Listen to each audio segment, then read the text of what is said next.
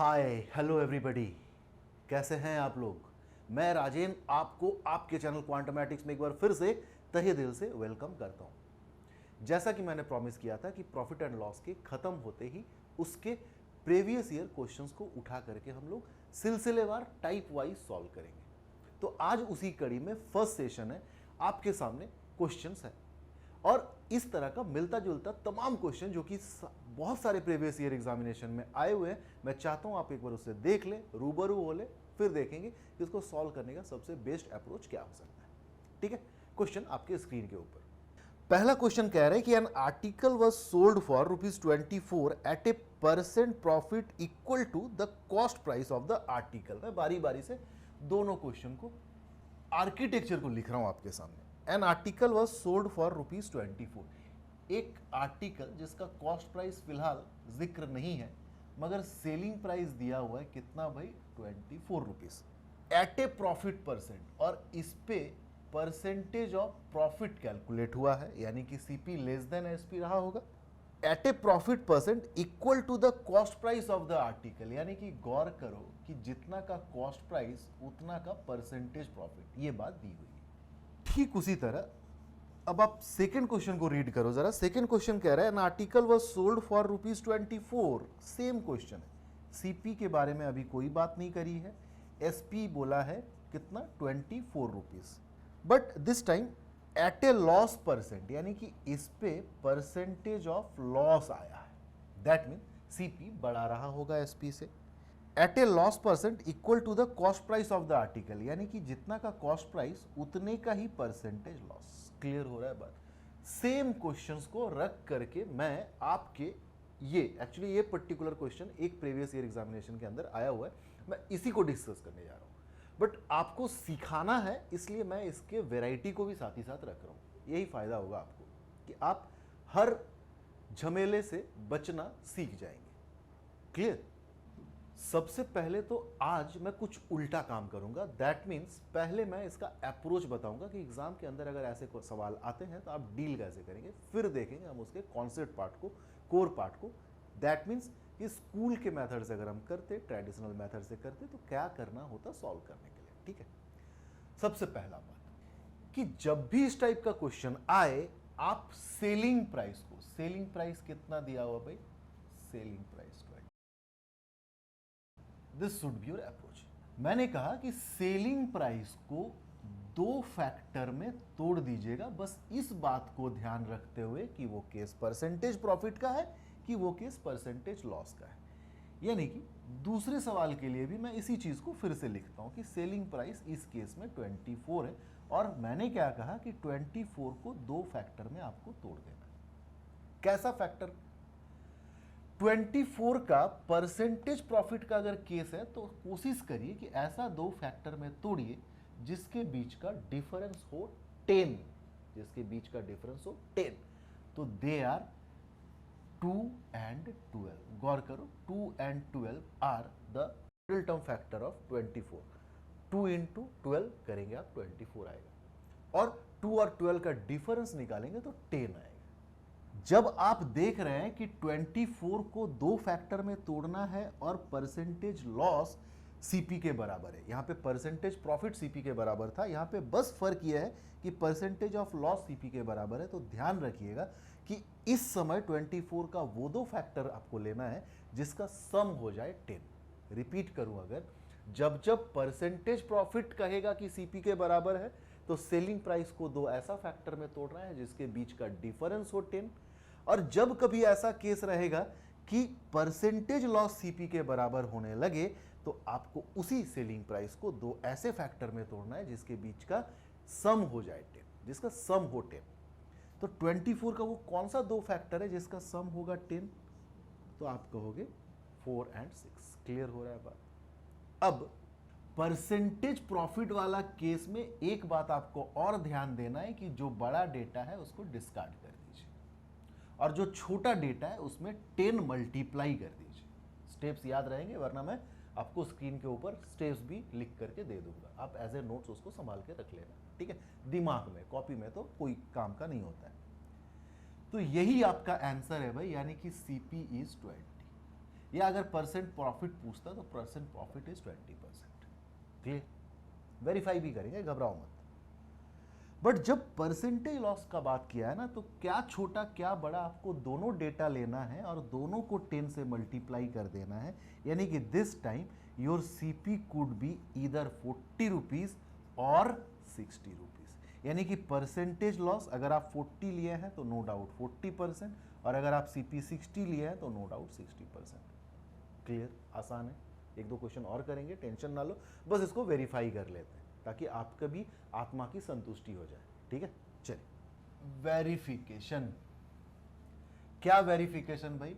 Selling price 24, cost price आया 20। मैं तभी इसे वेरीफाइड मानूंगा जब मेरा परसेंट प्रॉफिट भी 20% होने लगे। ठीक है, तो आप देखो पहला केस में सीपी कैलकुलेट होके आया 20, एसपी गिवन था 24, गिवन था। तो आप देख रहे हैं कि यहाँ पे प्रॉफिट कितने का हुआ है ना, 20 में खरीदा हूं, 24 में बेचा हूं, तो प्रॉफिट कितने का? 4 रुपीज का। परसेंटेज प्रॉफिट कैलकुलेट करने लगेंगे तो 4 by CP is 20, that is 4 1 जा 4 5 जा 1 बाई 5 इज 20%। यही कहा था ना कि percent profit is equal to the CP. जितना का परसेंट प्रॉफिट उतना ही है कॉस्ट प्राइस। वेरीफाइड। दूसरे केस का, दूसरे क्वेश्चन को अगर मैं सीपी 40 लेता हूं, दूसरे केस में दो आंसर है, दोनों को वेरीफाई करेंगे बारी बारी से। CP 40, SP 24 rupees. 40 में खरीदा गया, 24 में बेचा गया, तो नो डाउट 16 रुपीज का लॉस है। हाँ या ना? परसेंटेज ऑफ लॉस 16 बाई 40, 8 2 जा 8 5 जा 2 बाई 5 इज 40%। Percent loss is equal to the CP. बोलो हाँ या ना? वेरीफाइड।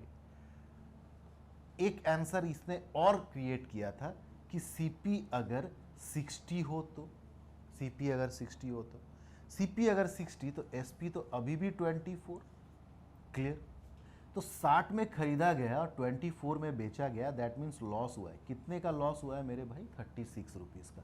तो परसेंटेज लॉस अब जब आप कैलकुलेट करोगे तो 36 आउट ऑफ 60 आप इंटू 100 कर सकते हैं, वरना छोड़ दीजिए।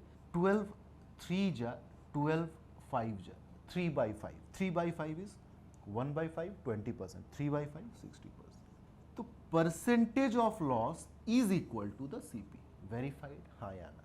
अब आपके दिमाग में यह आ रहा होगा कि सर इस केस में, मतलब परसेंट प्रॉफिट के केस में, जो हमने सेलिंग प्राइस को दो ऐसे फैक्टर में तोड़ा जिसके बीच का डिफरेंस हो जाए 10, तो इसको 10 से मल्टीप्लाई करके इसको तो आंसर कर रहे हैं और वेरीफाइड भी है, बट इसको क्यों डिस्कार्ड कर दे रहे हैं? इसको इसलिए डिस्कार्ड कर दे रहे हैं, आप जरा सोच के देखो कि ये तो सीपी हो सकता है।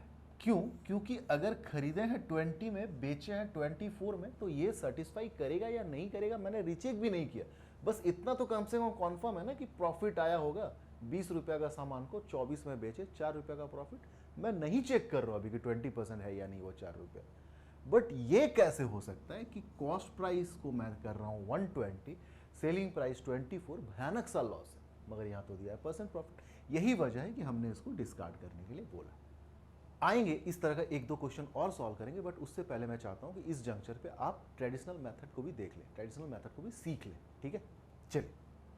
क्वेश्चन कुछ यही था कि परसेंट प्रॉफिट जितना आपका कॉस्ट प्राइस भी उतना। क्लियर? तो मैं मान लेता हूं कि कॉस्ट प्राइस x रुपीज, तो percent profit will be also x%। आइए, CP x rupees, SP 24 rupees, इसको थोड़ा देर के लिए भूल जाइए। तो यहां से हमें क्या पता चल रहा है कि profit is 24 minus x rupees. बोलो हाँ या ना? तो percent profit is 24 minus x by CP x into 100। बोलो हाँ या ना? And this percent profit is also x. बोलो हाँ या ना? यानी कि इसको अगर सॉल्व करने लगे तो x का एक वैल्यू आएगा, वही आंसर होगा। क्लियर? तो आइए सॉल्व करते हैं। That is x square is equal to 24 minus x into 100। यानी कि x square 24 into 100 minus 2400 equal to sign के इधर लाऊंगा तो, और माइनस 100x इधर आएगा तो 100x। अब इसका एक क्वाड्रेटिक इक्वेशन के तरीके से भी सॉल्यूशन हो सकता है, या मैंने आपको एक चीज और बताई है कि आप x वाले टर्म को एक जगह रखिए, यानी कि x into x plus 100 is equal to 2400, और यहाँ पे आपका उस टैलेंट का टेस्ट है कि आप नंबर के साथ कितने अच्छे से खेल सकते हैं। x का क्या वैल्यू रखें कि x और x प्लस 100 आपस में मल्टीप्लाई होकर 2400 देने लगे, तो ओबियस है कि x का वैल्यू हम 20 रखना पसंद करेंगे। 20 इंटू 20 प्लस 100 दैट इज 120, तो 20 और 120 मल्टीप्लाई करने से चूंकि 2400 आता है, तो हम ये कह सकते हैं कि 20 इज आवर आंसर। क्लियर? अगर आप क्वाड्रेटिक बना के सॉल्व करना चाहते हैं तो कर सकते हैं। मल्टीप्लाई करके क्या आना चाहिए? माइनस 2400, मल्टीप्लाई करके माइनस 2400 ए इंटू सी, और ऐड करके क्या आना चाहिए? ऐड करके आना चाहिए 100। तो इस वाले टर्म को ऐसा दो फैक्टर में तोड़ेंगे। मिडिल टर्म को एक्स स्क्वायर की माइनस 120x प्लस 20x, नहीं, ये प्लस ये माइनस, और माइनस 2400 इक्वल टू 0। चेक कर लें ज़रा, 120x माइनस 20x 100x दे रहा है, और इसको मल्टीप्लाई करेंगे तो plus minus minus 120 into 20 is 2400। पहला दो टर्म से x कॉमन जा रहा है तो x प्लस 120, और माइनस इससे 20 कॉमन जा रहा है तो यहाँ बच रहा है x plus 120 is equal to 0। यानी कि x प्लस 120 अगर कॉमन ले लें तो बचता है x माइनस 20 इक्वल टू 0। दो चीज़ों का प्रोडक्ट 0 है, ये तभी हो सकता है इधर दिस इक्वल टू 0, यानी कि x प्लस 120 इक्वल टू 0, तो x विल बी माइनस 120, और अगर x माइनस 20 इक्वल टू 0 तो x इक्वल टू 20। तो x इक्वल टू 20 तो एक सुटेबल आंसर हो सकता है, but x equal to minus 120 एक सुटेबल आंसर नहीं हो सकता है, बिकॉज ये आपको कॉस्ट प्राइस के लिए आपने x एज्यूम किया है। कॉस्ट प्राइस नेगेटिव में कैसे हो सकता है? माइनस 120 आपने उधार लेके खरीदा क्या? नहीं ना। चलो, अब बात ये भी समझ में आ गया कि 120 जो बड़ा डेटा था उससे 10 मल्टीप्लाई करके हम आगे काम को क्यों नहीं प्रोसीड करते, क्यों ऐसे ही डिस्कार्ड हो गए। तो मैं चीज़ों को रिपीट कर रहा हूँ, फिर से एक बार सुन लो। इस टाइप के क्वेश्चन में आपको सेलिंग प्राइस गिवन रहेगा जिसको दो फैक्टर में तोड़ना है। अब इसका भी दो केस है। अगर परसेंट प्रॉफिट सीपी के बराबर है तो वो दो फैक्टर के बीच का डिफरेंस 10 होना चाहिए, और अगर सीपी परसेंट लॉस के बराबर है तो सेलिंग प्राइस का जो दो फैक्टर है उसका सम 10 होना चाहिए। क्लियर? आगे, परसेंट प्रॉफिट अगर सीपी के बराबर है तो छोटे वाले फैक्टर का 10 मल्टीप्लाई करके आंसर बड़े वाले फैक्टर को डिस्कार्ड कर देना है। क्लियर? अगर परसेंट लॉस, यहां पे परसेंट लॉस रहता वो सीपी के बराबर, तो छोटा और बड़ा दोनों फैक्टर का 10 का मल्टीप्लीकेशन आंसर हो जाएगा। Clear?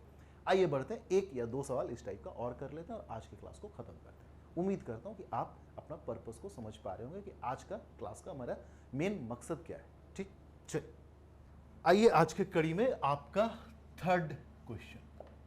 N article was sold for rupees 144, selling price is given as 144 rupees at a percent profit equal to the cost price. Percent profit जो है वो कॉस्ट प्राइस के बराबर है, ध्यान रखना है बस इसी बात को, परसेंट प्रॉफिट। यानी कि इस 144 को दो ऐसे फैक्टर में तोड़ना है जिसका डिफरेंस हो जाए 10, क्योंकि परसेंट प्रॉफिट का केस है। तो 8 into 18 are two such factor. 8 into 18 करेंगे 144 आएगा, दोनों के बीच का डिफरेंस 10 है। बड़े वाले को डिस्कार्ड कर देना है, छोटे वाले को 10 मल्टीप्लाई कीजिए, यही आपका आंसर है। यानी कि अगर आपसे कॉस्ट प्राइस पूछा गया जैसे इस सवाल में पूछा है तो इट इज 80 रुपीज, और अगर आपसे परसेंट प्रॉफिट पूछा गया तो it will be also 80%। Clear? एक सवाल और ये last. By selling an item for rupees 21, selling price is given as 21 rupees. The percentage of loss जो है वो cost price के बराबर है। फिर वही बात, इस चीज को ध्यान देना है। परसेंट लॉस वाला केस है भाई, तो इस 21 को दो ऐसे फैक्टर में तोड़ेंगे जिसका सम होगा 10, and they are 3 and 7, 3 into 7 21, 3 और 7 का सम 10 है। परसेंट लॉस वाले केस में किसी को डिस्कार्ड नहीं करते हैं, दोनों को एक्सेप्ट करते हैं 10-10 मल्टीप्लाई करके, यानी कि इस केस का आंसर होगा कि CP इज आइदर 30 रुपीज़ और 70 रुपीज़। आप वेरीफाई कर सकते हैं खुद से, ठीक है। तो उम्मीद करता हूँ मेरा ये प्रयास आपको अच्छा लगा होगा। प्रीवियस ईयर क्वेश्चंस को डिस्कस कर दूँ तो आपका प्रिपरेशन में एक 4 चांद लग जाएगा, ठीक है। तो मिलते हैं प्रीवियस ईयर के कुछ और नए क्वेश्चंस के साथ पार्ट 2 में। तब तक के लिए टाटा, टेक केयर, बाय।